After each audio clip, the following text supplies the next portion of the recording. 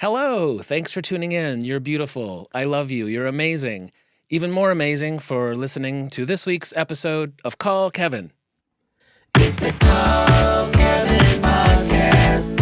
It's the podcast of your dreams.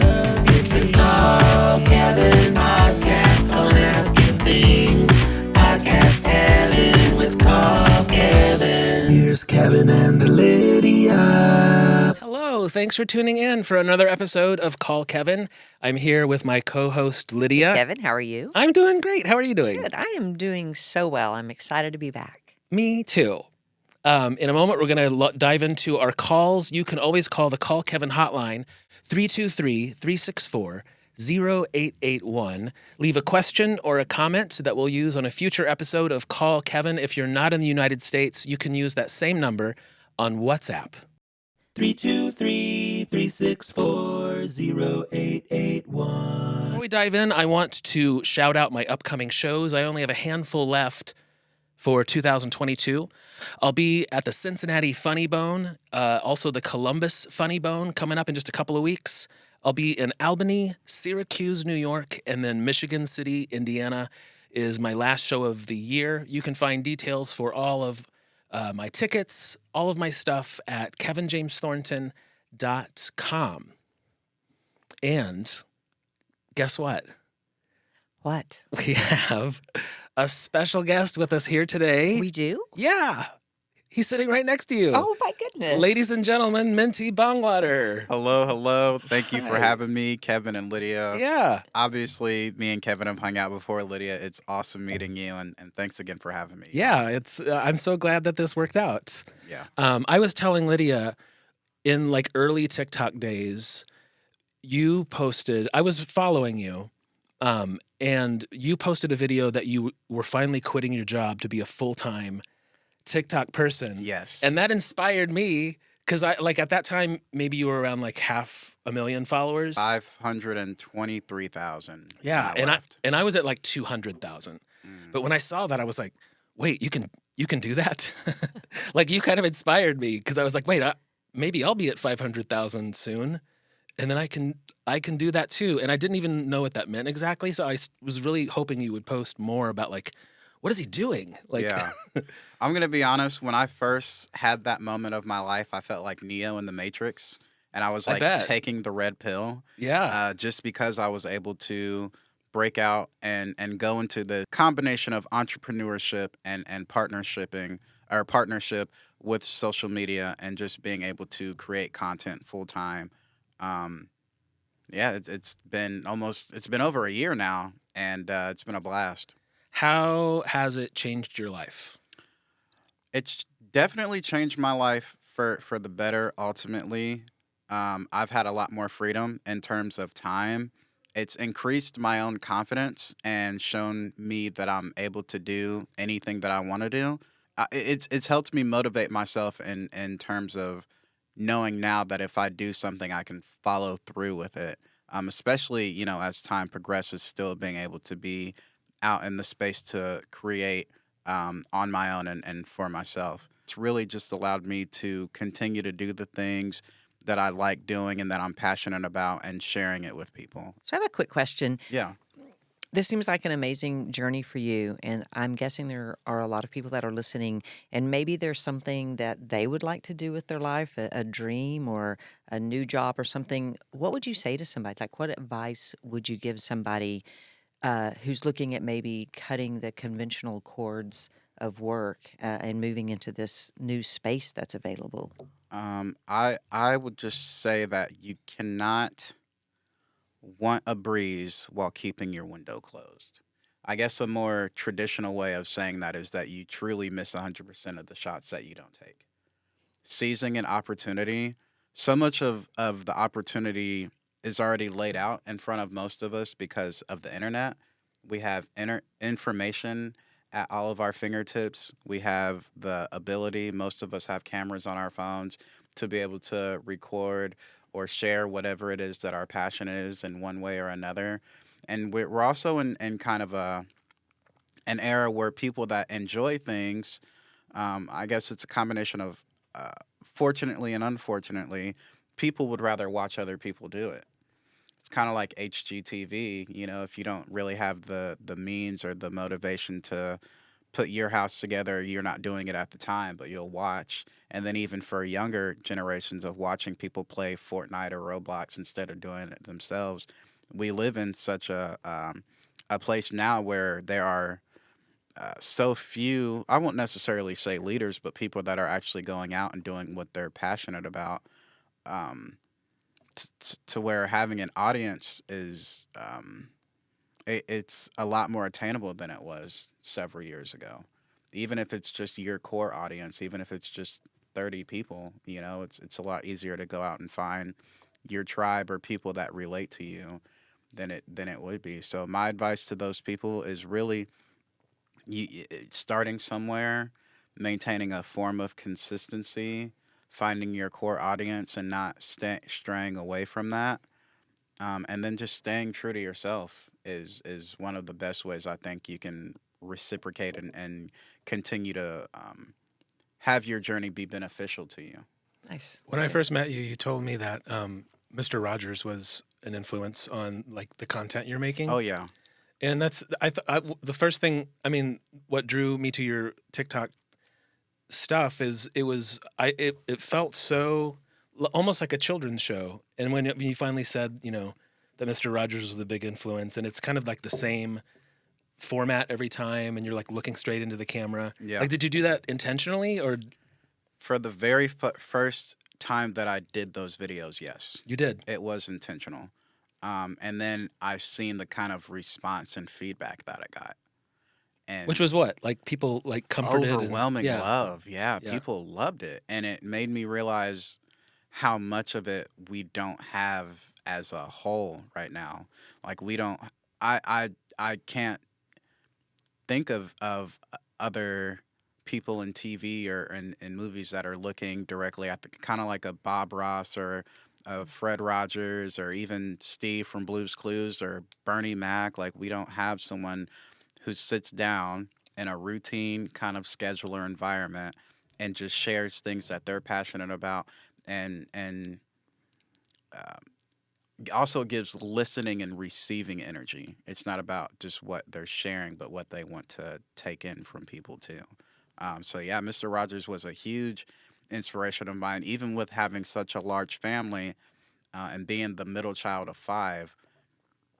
I just was always drawn to the kindness that I was receiving from a stranger and from someone who knew nothing about me but was making videos in order to reach me and make me feel better about my day or myself or just whatever passions I had to continue to do it. I think that's so powerful because a lot has happened in our world in the last couple of years. And I know that there are large problems that need a lot of work. But I think at the core of it, if we just all started being kinder to each other, I think that's what I've really been sensing lately and trying to make an effort myself, just even being out in public and looking somebody in the eye when I walk past them Yeah. on the street, smiling. You know, we wore masks for so long, I forgot to smile at people. Yeah. And, you know, and just trying to make that effort to just smile at people or you know, be nice to a person who's waiting on you or a cashier. But I don't know. I just think there's something amazing about just spreading some kindness in the world. Absolutely. I think it goes a long way in healing. Do you think what you were doing would have clicked the same way in a time that wasn't the pandemic? I feel No. the same way. Yeah. No. About my stuff. People had the opportunity to sit the hell down for a second, which is one of the biggest things that we needed. We couldn't even think. Yeah. We didn't have any opportunity to even organize our thoughts or put any kind of thought together because we were so busy doing the going through the motions of the everyday life that we were going through.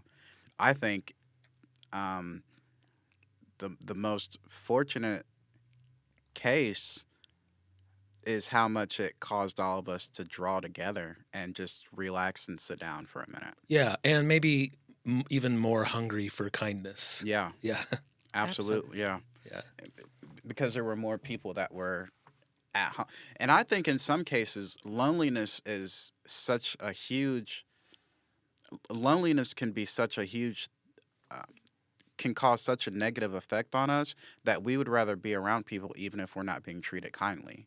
Hmm. So I think during the pandemic, we were forced into such a loneliness that we were able to even start to filter what kind of energy we actually, being online, if we didn't like that video, we can just go away from it. So people were able to start realizing that they weren't getting a lot of kindness in their life. In a little bit, I want to talk about your tea. We're going to come back to that. For sure. But I think for now, we're going to dive into some calls. Are you going to hang out with us for a I minute? would love to. Yes. All right. Well, let's take our first caller. Hi, Kevin. This is Nancy from Rochester Hills, Michigan. My question to you is, do you have any spooky or scary story or stories that may have happened to you? Because it's Halloween month, I just thought it would be fun to share any kind of scary story that may have happened to you. All right. Thank you so much. Love you. Bye-bye. I already know that Lydia is dying to tell you her ghost story, so I'm just going to pass it right over there. Great, I did. So I was followed by a ghost for several years. It was a very crazy thing. I was living in an apartment in Dallas. It's not that I really ever thought about ghosts or if they were real or not real. And I woke up one night and a young man was standing at the end of my bed. And I thought somebody had broken into my apartment. And so I got up very quickly and nobody was there. And I thought, well, that's interesting. And this continued to happen. I found out subsequently that the young man who had lived in the apartment before me had been shot and killed. Mm. He followed me to the next apartment I lived in. He followed me. Well, what do you mean by that? Like, what happened at the next apartment?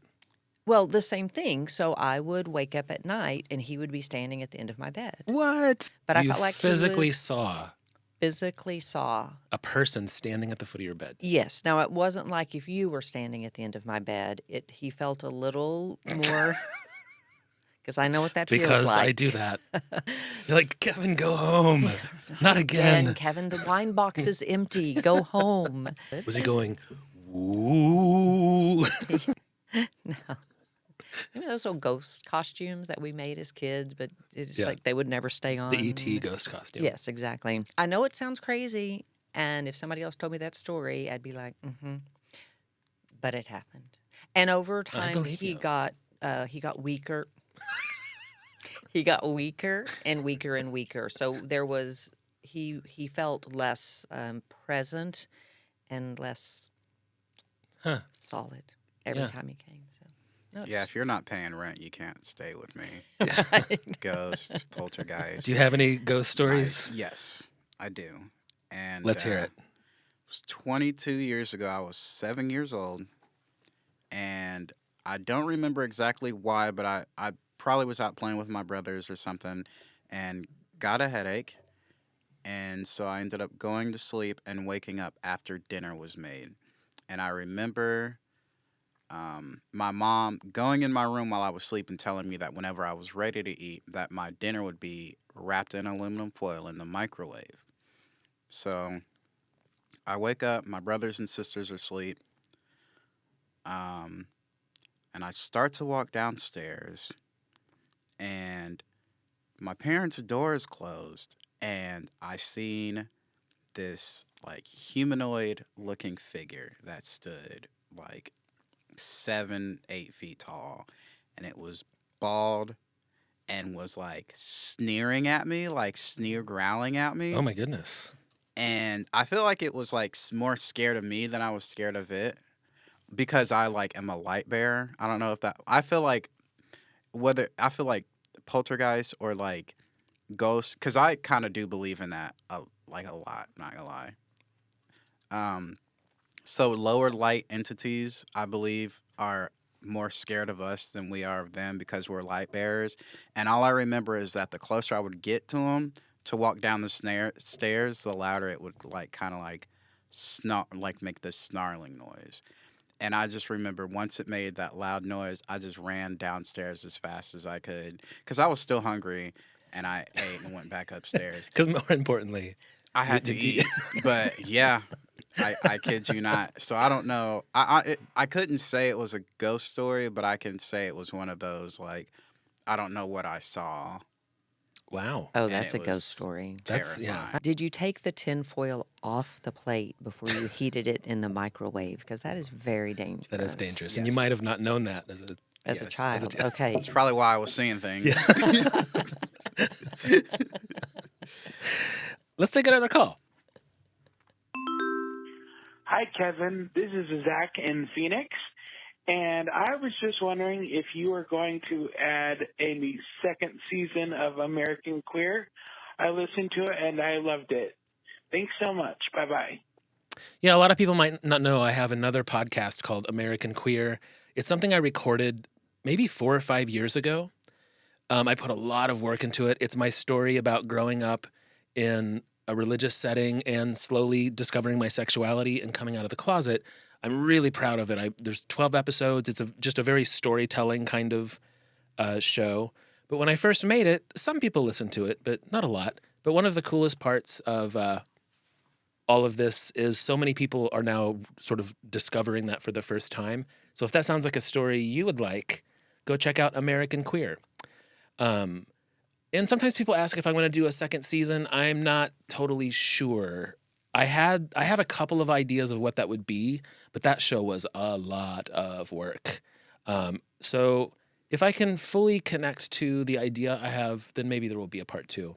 Or maybe it'll just be the first one and that's it. Listen to it. It's amazing. It really is. Thanks. Yeah, it's worth it. It's a lovely story. It's well told. Yeah. Let's take another call. Hi, Kevin and Lydia. My name's Melinda. I'm from North Dakota, and I kind of have a question about some relationship advice. My boyfriend and I, we've been together for a little over 3 years. Things are pretty good, but lately in the past few weeks, we've just been randomly bickering, just about stupid things.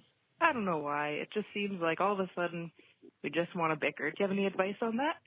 Thanks. Have a good day. Bye. Do you have any advice on that? Okay, here's what I think.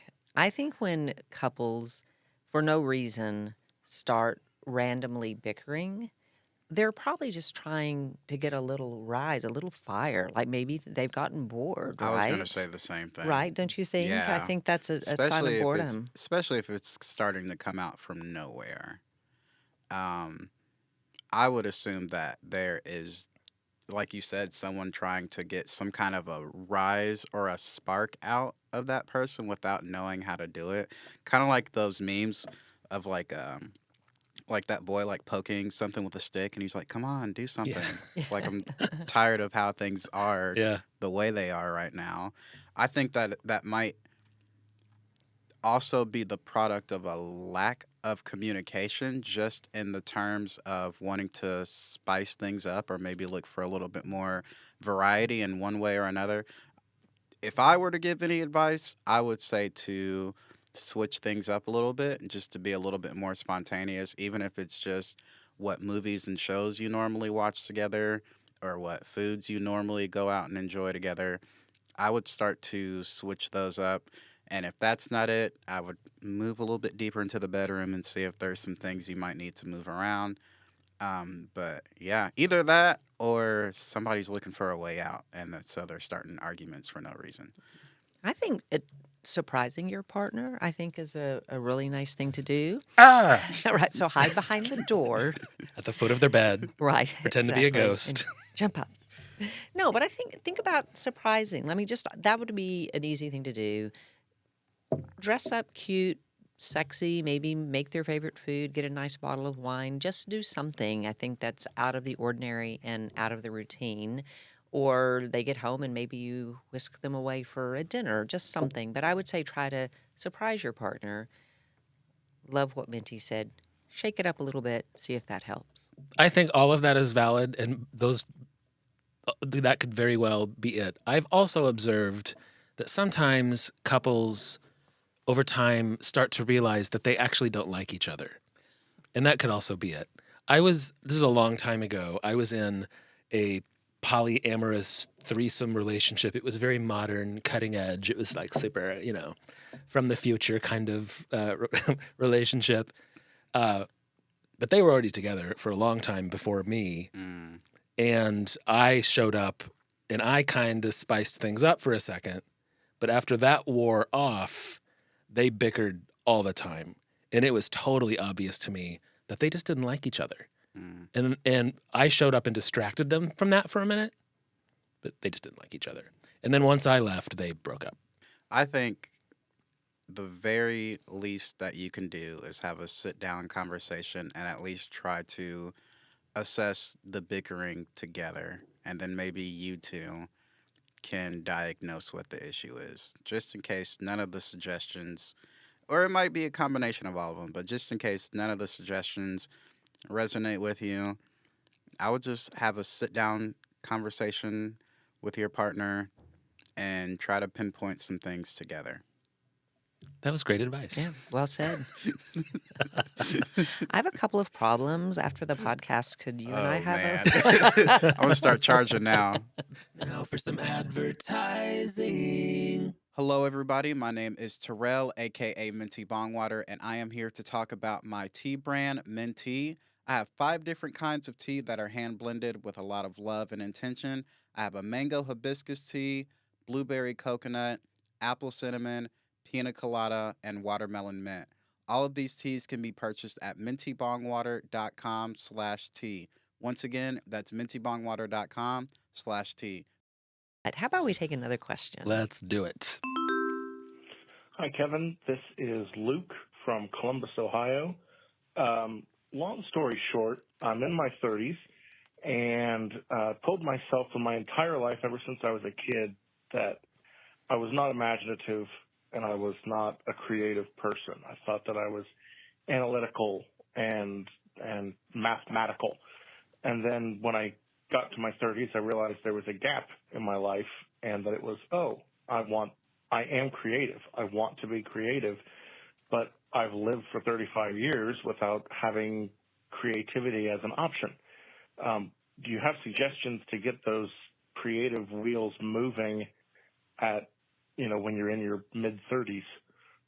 Thanks so much. Thank you. Don't you think so much of it is the positive reinforcement you got when you were a kid? Because I think most people would think of me as a very creative person. But I in my memory, a huge part of that is because in kindergarten, the teacher was like, "Wow, Kevin, your drawings are so amazing. You're gonna be an artist." And I just was like, "I am." I don't think I was ever particularly great at drawing, but I vividly remember that. And my teacher wrote on my report card, "The beginnings of an artist." So that was like, that's who I am, And then I all through school was constantly exploring artistic things because that was where I was getting the most immediate positive reinforcement. Had the teacher been like, that drawing, maybe, Kevin, maybe if you considered, I don't know, nothing else. Because I was going to say something about sports, but that was absolutely out of the question.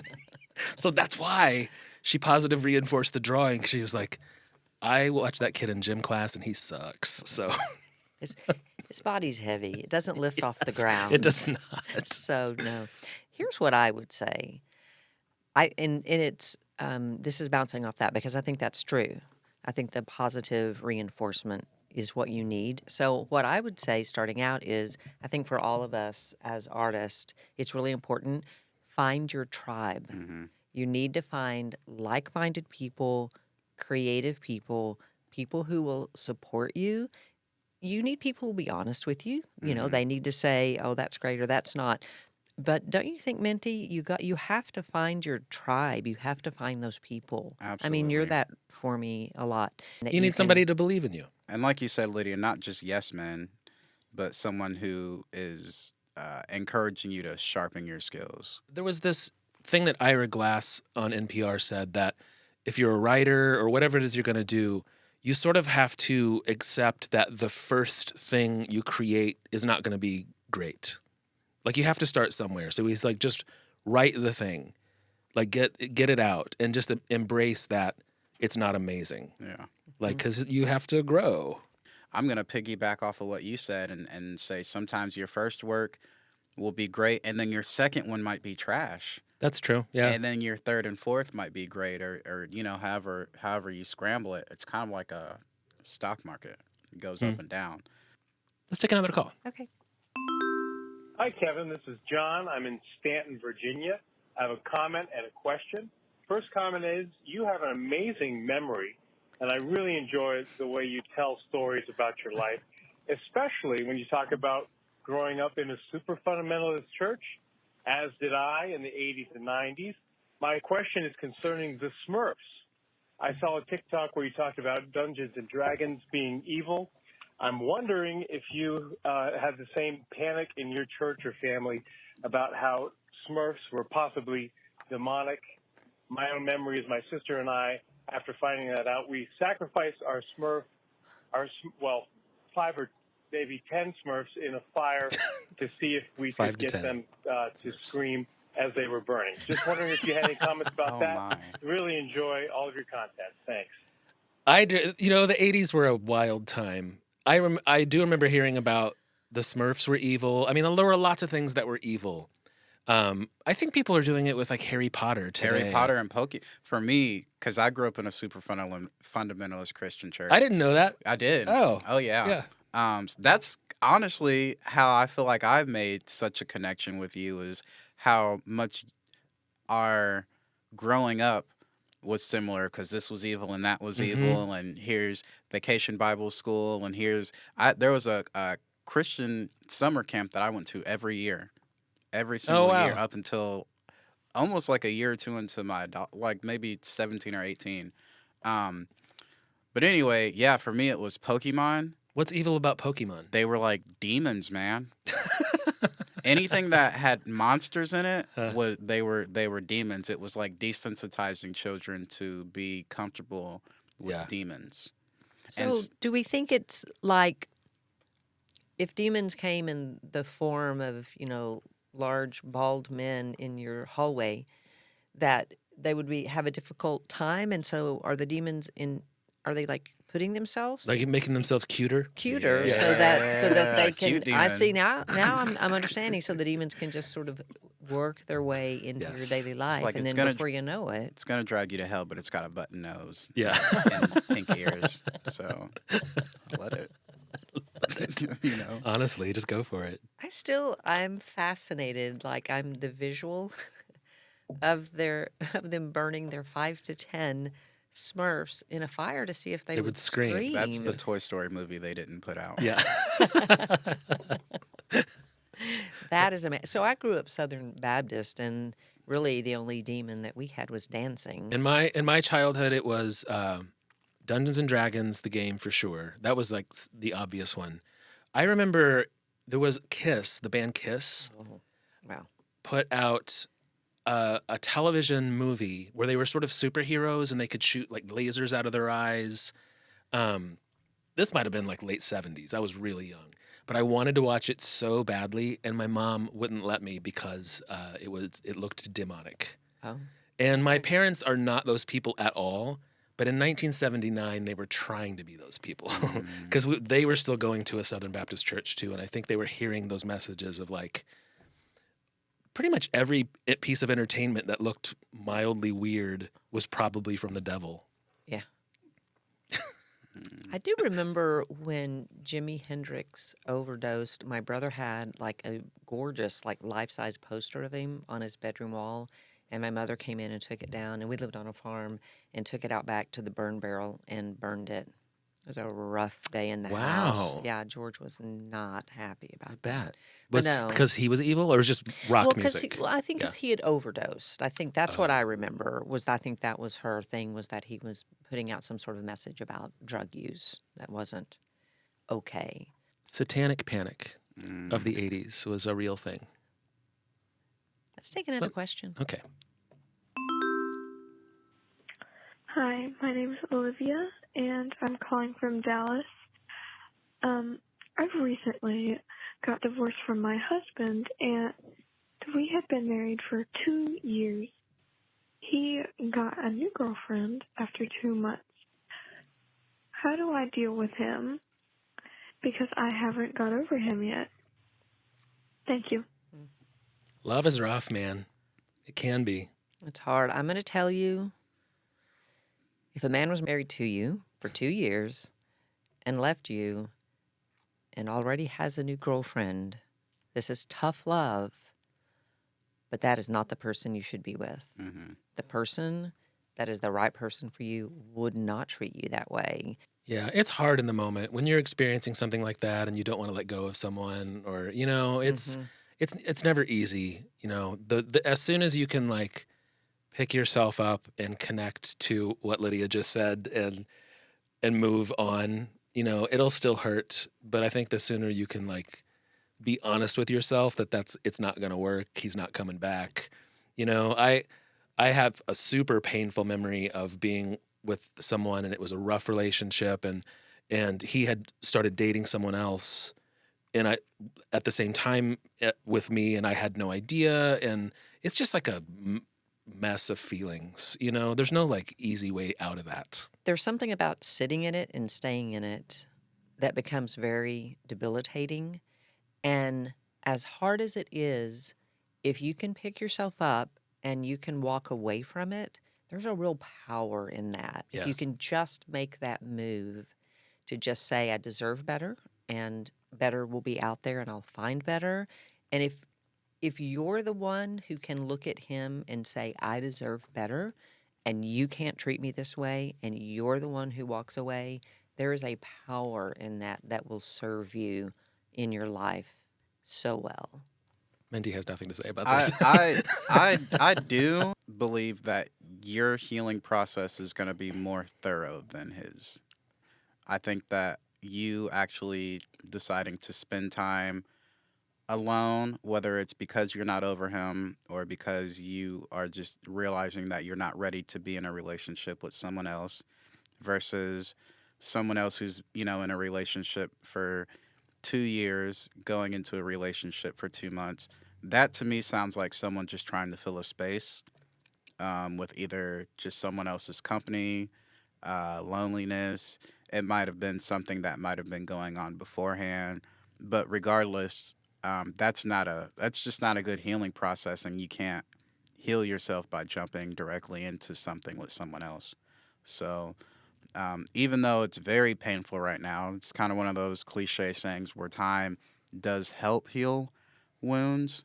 And you being, with your thoughts as uncomfortable as it can be, is giving you time to process and even decide what you want in the future, whether it is still him or, your partner, or, just it gives you opportunity to actually sit and process versus someone who's at this point, it just sounds like they're distracting themselves with someone to not properly heal or get over the relationship that they were in. So pain, that kind of pain just sucks, and it really does suck that you have to sit and process it. But processing is part of that digestion phase where like you have to. Otherwise, you just suppress it, and then from that point, you're gonna have even more issues. I can only imagine how said partner is going to treat the next person after him doing that to you for 2 years. So you may have just dodged a really long bullet. I am sorry that that's gone on. But ultimately, I feel like more space is being made in your life for better things to come through.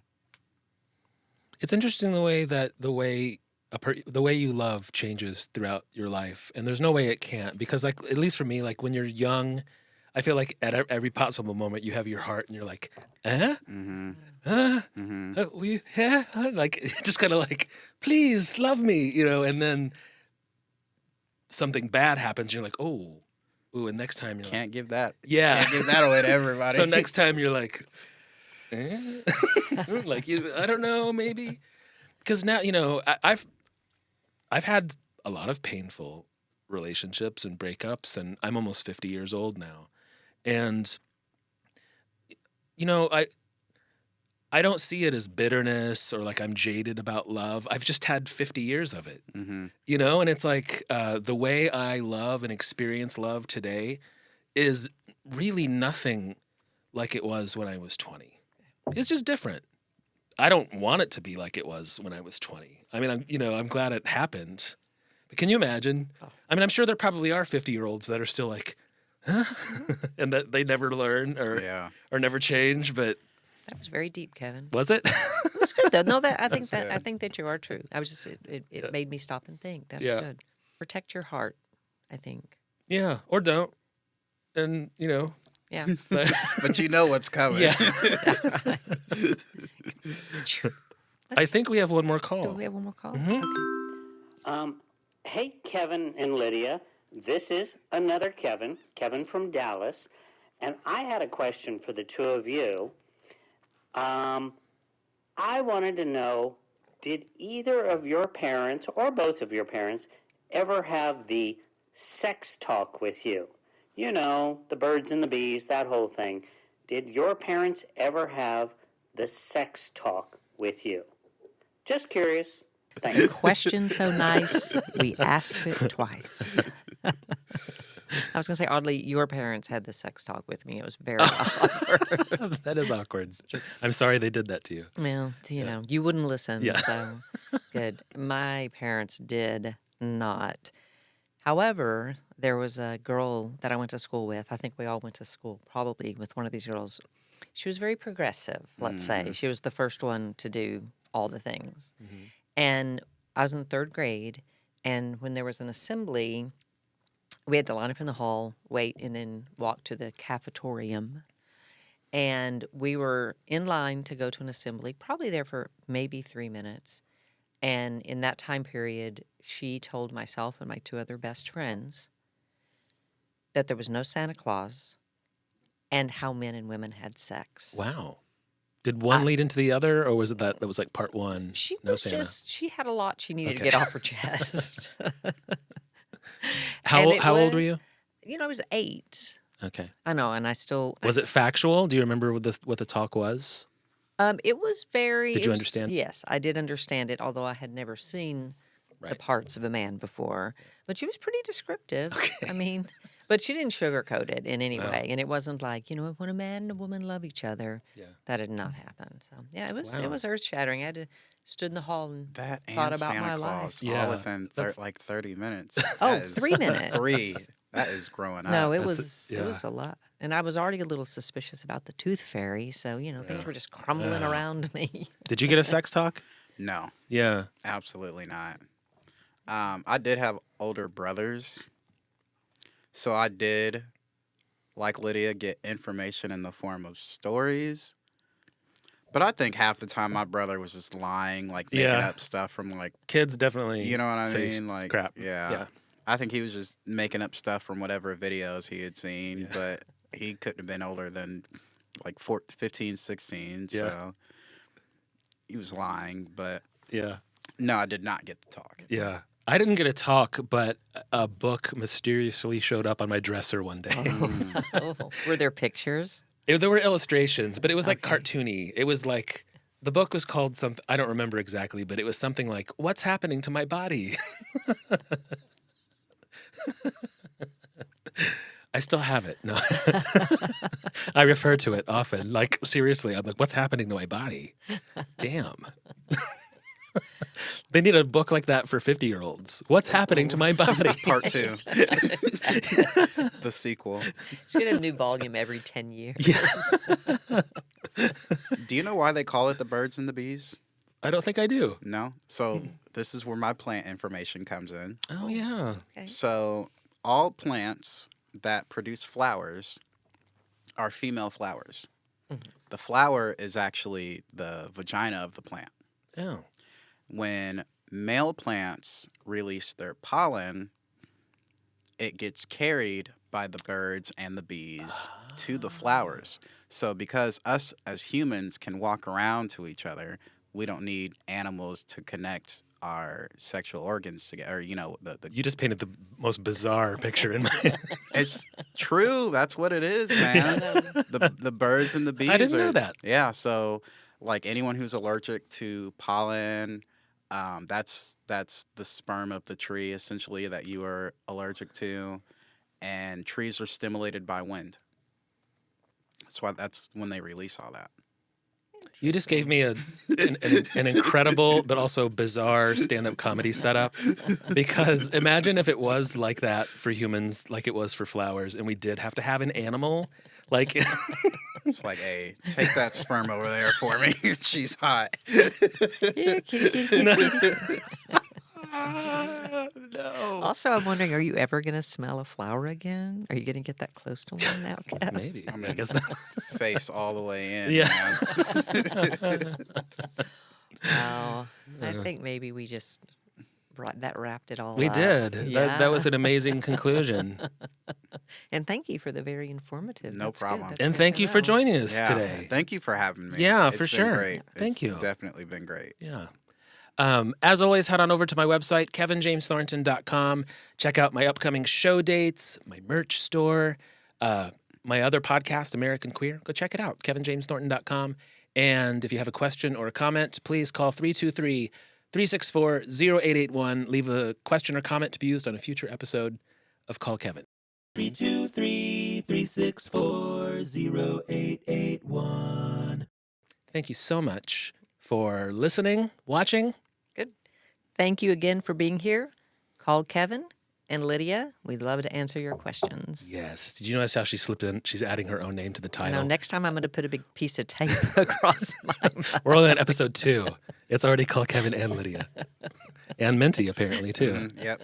The title's going Yeah. to get very long. I was going to say, I don't think we're going to lose him now. I think we. No, I'm locked in. All right, guys. Have a great week. Bye. Bye. It's the Call Kevin podcast.